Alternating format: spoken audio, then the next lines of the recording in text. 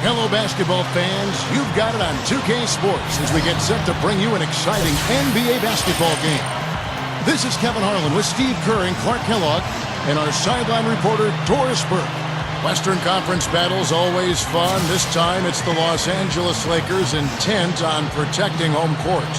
So with Ginobili sitting on the bench, here's how the floor looks for Greg Popovich. Green and Leonard out on the perimeter. Boris Diaw is out there with Duncan, and it's Parker in at the 1 spot. And for the Lakers, Kobe, Meta, and Pau Gasol are the guys that make up the 2, 3, and 4 slots. Juwan out there with Howard.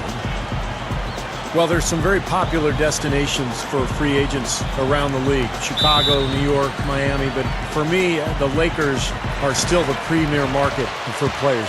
You know, big city, a history of winning with the Laker organization, and fantastic weather, of course. Juwan up top, covered by Parker. Juwan passes to World Peace. Here's Gasol. No good.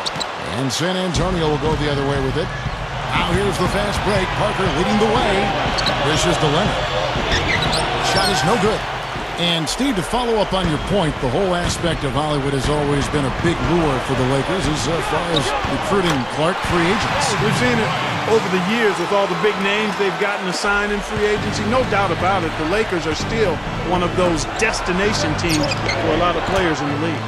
And Green gets it to go. And here's the Lakers.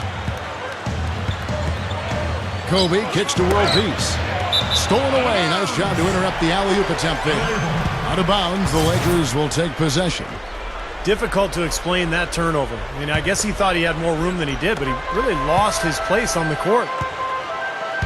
Well, you see Daniel Green, a second-round pick in 2009 out of North Carolina. Bounced around a little bit and played abroad, but had such an impressive season for the Spurs a year ago that it looks to me like he's going to be a part of their future. Really a nice fit for the Spurs.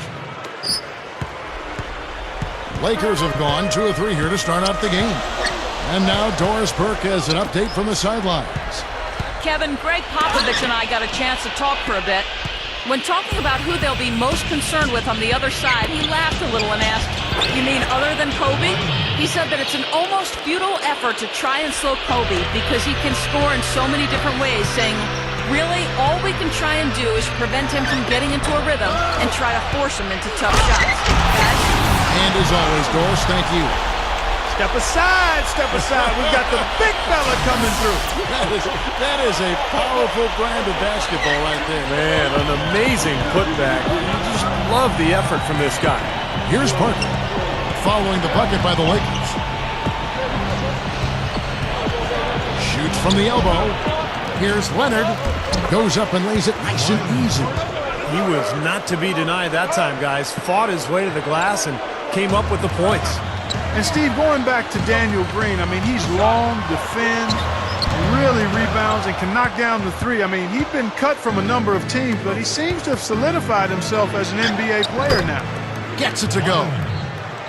Leonard's got 6.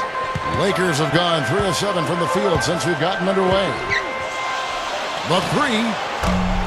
Kobe can't get that one to fall. Spurs leading by 4. Now the feed to Duncan. Leonard dishes to Diaw. That's good. Diaw's got his first basket of the night. They're clicking offensively. A nice rhythm here, coming out strong.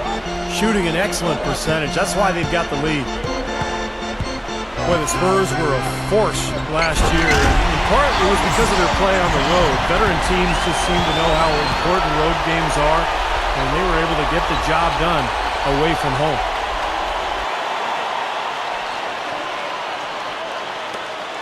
The Spurs have gone 6 of 9, shooting it well. And Parker, here we go. That's good. And the older a team is like the Spurs, Steve, the easier it seems to be for them to get wins away from home just because they aren't rattled at speed. Oh, get it! Oh, watch out now. Rock that rim. Gotta love that enthusiasm, folks. Not only, Clark, did he rock the rim, he decided to hang around a bit for that one, too. I love it. What a finish. That was just gorgeous. And that replay sponsored by Sprite, giving us a great look at that one. And their work on the board pays off with the second chance points. Parker's got his second basket of the night. Well, you figure any point guard coming up under the guidance of Greg Popovich is going to be a leader on the floor. And that's what's happened with Tony Parker. He was always a great athlete, but he's become, I think, one of the best floor generals at the point guard position in the entire league. I agree with that, but one thing that's not changed for him is his ability to finish at the rim. Snaking his body around other folks, finishing oversized. He's got a terrific gift for scoring in the paint. Staples Center was just an unwelcoming venue all around last season, and the Lakers did their part by defending the home court not only with pride, but passion too. Guys, he's really shot the ball well. It's definitely not his fault they find themselves trailing in this. He kicks to Ebanks. That's in, coming off an assist by Kobe. 17 seconds left in the first quarter. Got a piece of it. Kobe with the steal.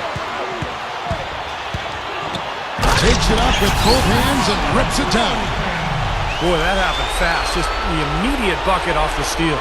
Well, one of the things they have is the ability to score quickly after a turnover. Here's Ginobili. Parker drives in. That shot's good on the assist by Ginobili. And that's now 7 points for Parker. It has been all offense here early. It sure has been. I mean, both teams clicking in it. And so